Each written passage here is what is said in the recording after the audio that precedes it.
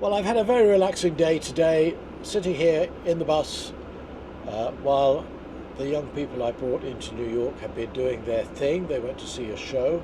They're from a high school in Lancaster, and I dropped them off early this morning at Bryant Park.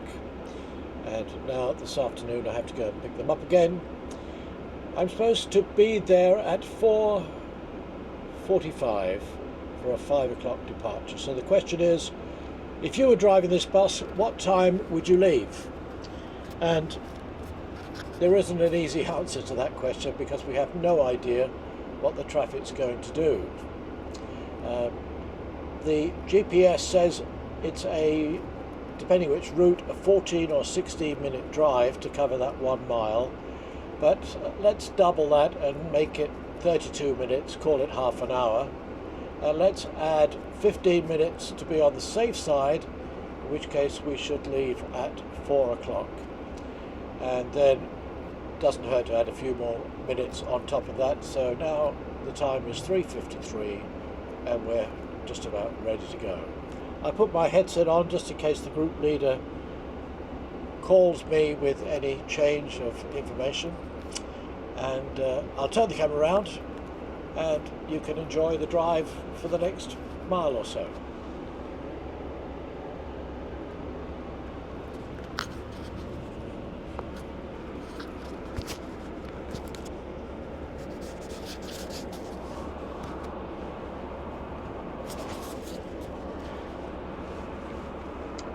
And we have some fans blowing here. Let's turn the fans off if we can.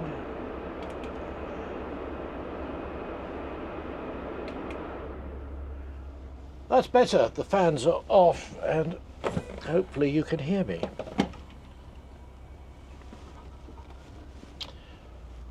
All right, let's see what we can do. Just missing a sign that's close to me.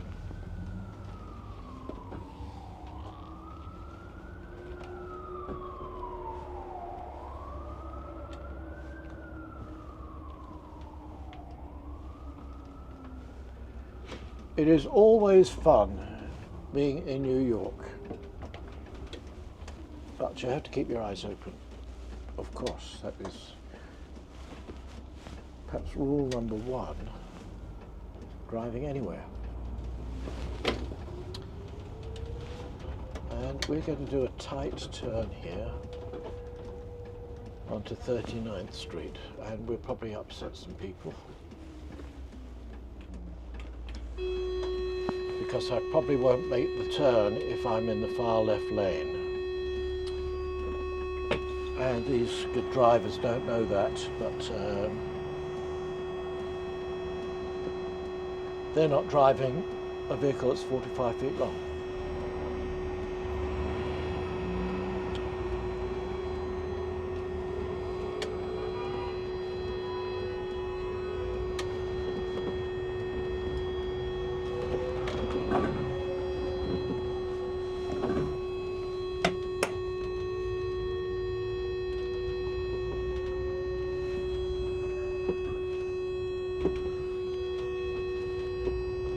Well, we've got a beeping sound, which will go away in a moment.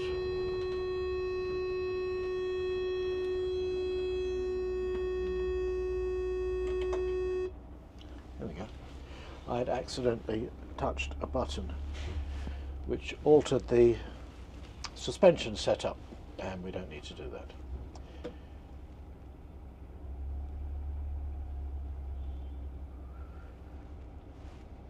It's always a little bit of a challenge driving along the streets in Manhattan because they cross all the avenues. The avenues run pretty much in a north-south direction and the streets run in an east-west direction. So every time they cross one another, there's the opportunity of gridlock. Of course, they all have traffic lights. But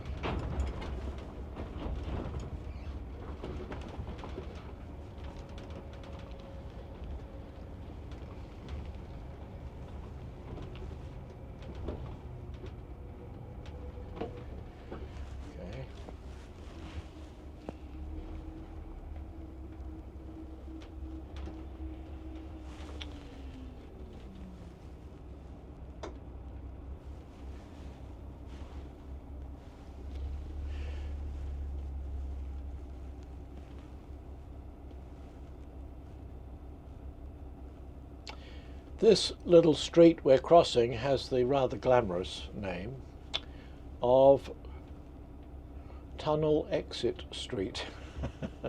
It's an exit from the Midtown Tunnel.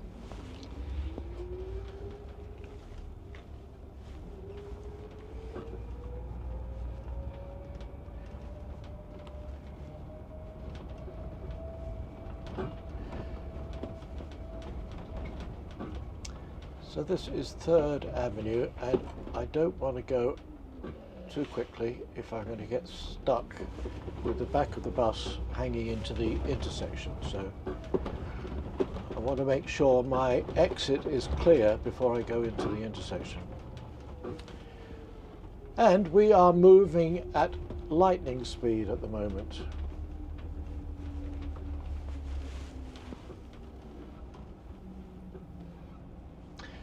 And up at our left there's a Union Jack next to the Stars and Stripes. We're not very far from the UN, so that might be a consulate or an embassy. It's very nice of them to fly the Union Jack. I wonder if we could read the sign on the door when we go by.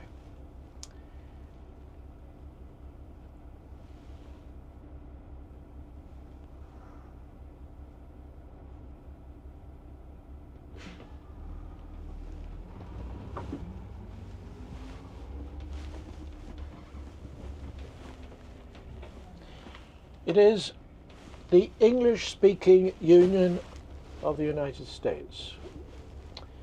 Well, very good English-speaking Union.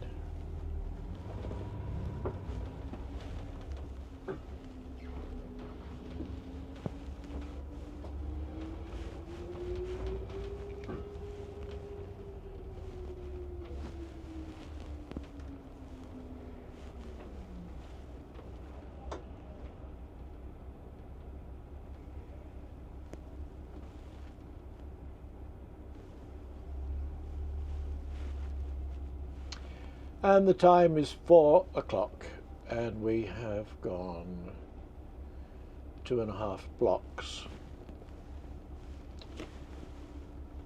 which is actually pretty fast. So it will be funny if we arrive at our pickup point an hour early.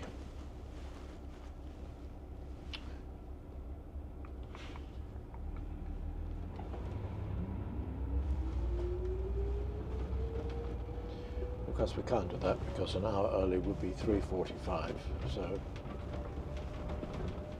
we won't be that early, not ridiculously early.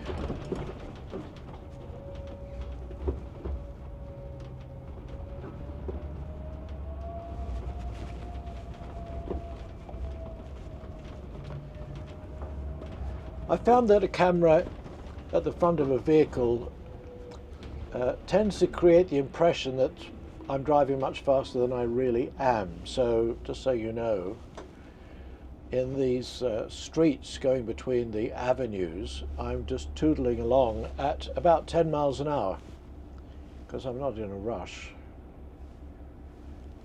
So if it looks faster than that, it is but an optical illusion.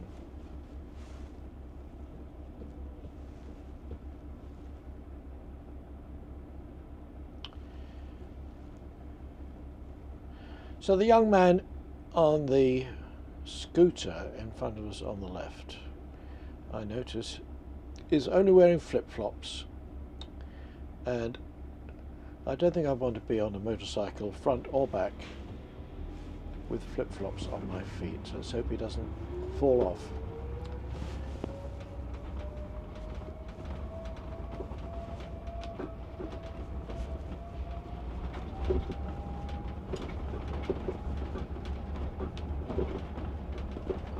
The other day I mounted the Osmo Pocket 3 on the front of one of the other vehicles, and I found that when I was stopped at a red light and the engine was just idling,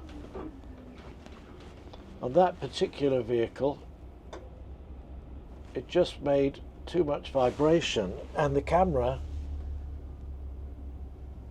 created images which looked as if they were made of jello. It was quite unpleasant, so I'll be interested to see if it does the same with this.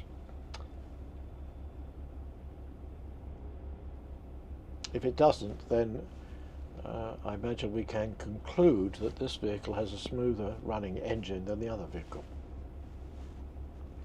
Well, here's an example of possible gridlock. Traffic's going right here up Madison Avenue, but the lights have changed and at least one of the lanes here is blocked. So that impinges progress.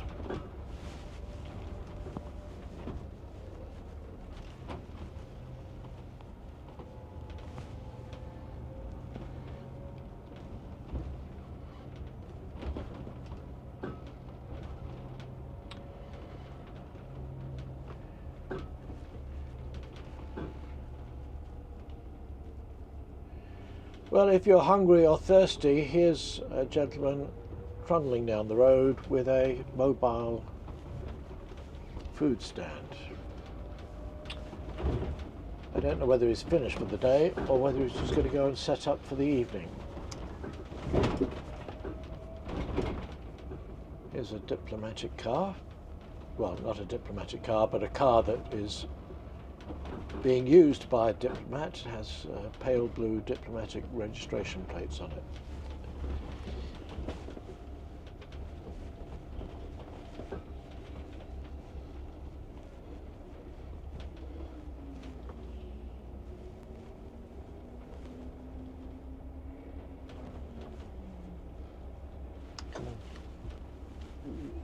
We'll let this gentleman go through because we can't get through the next light anyway, so we'll be kind. One thing I didn't do,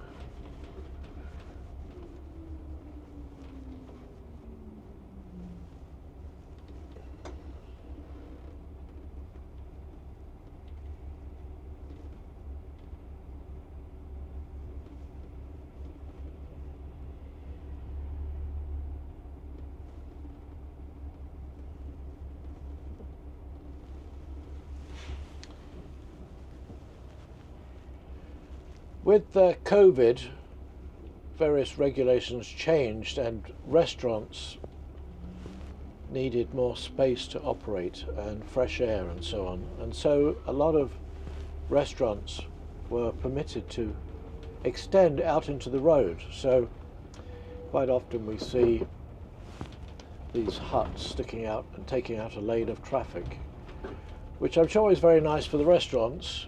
But now COVID is over, they've not taken them back yet, but they still take up a traffic lane.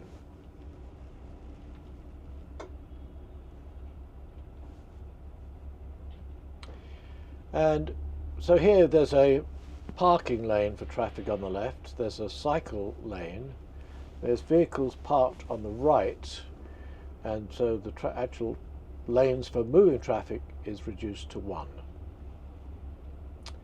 So be it. And of course, one is all we need, as we're not in a hurry anyway.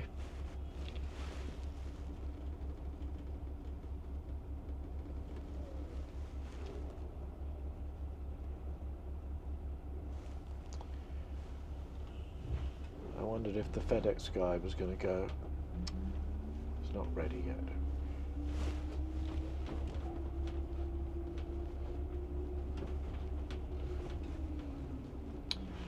Well, we are here on 6th Avenue and we are early, and I'm going to sit here because I can't make that turn anyway. We'll wait for the next round of traffic signals to do their thing and then see if we can get round the corner. And when we do that, we will be met with the parking situation outside Bryant Park. It would be very nice indeed if there is nobody there at all. That is somewhat unlikely, but you never know. Worst case scenario, if we can't park on 6th Avenue, I'll go round and try and park on 42nd Street, although I would much prefer not to do that.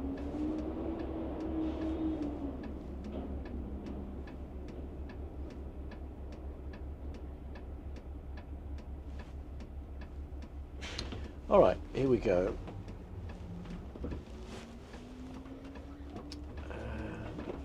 We have to go far enough into the intersection so that the back wheels don't run over the curb.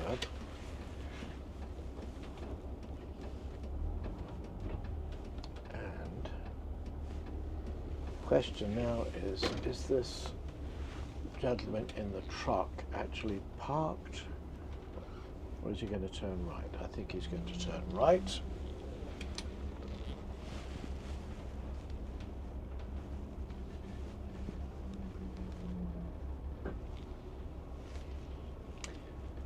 Two 201-488-9300. I assume that's the telephone number for that company, and I don't know who they are, so it's probably not worth calling them. There is a truck selling ice cream by looks of things, but not today for us.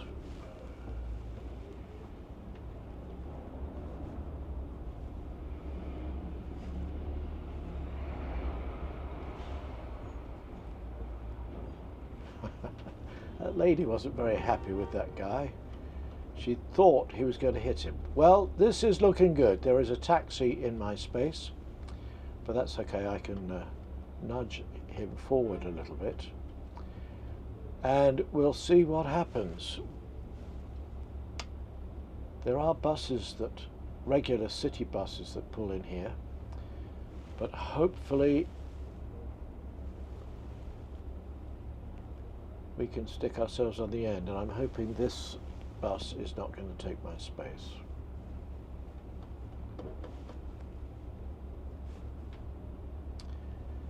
Taxi's moved.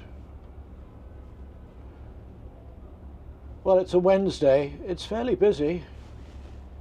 Wednesdays in Manhattan are matinee days, so the theatres put on an afternoon performance. So Wednesdays tend to be busier. Try not to run over children. Yeah, then.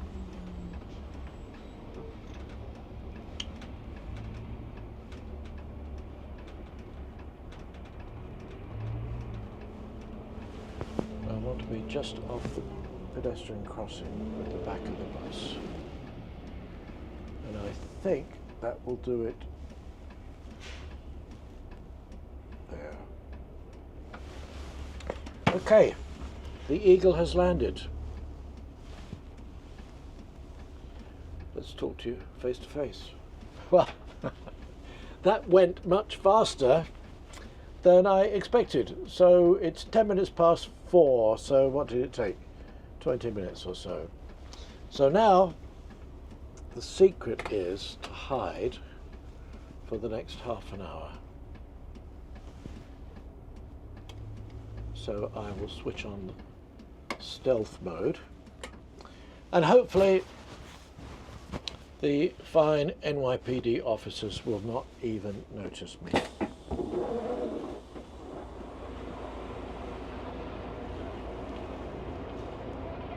Okay, I'll switch you off, and I'll let you know if anything exciting happens.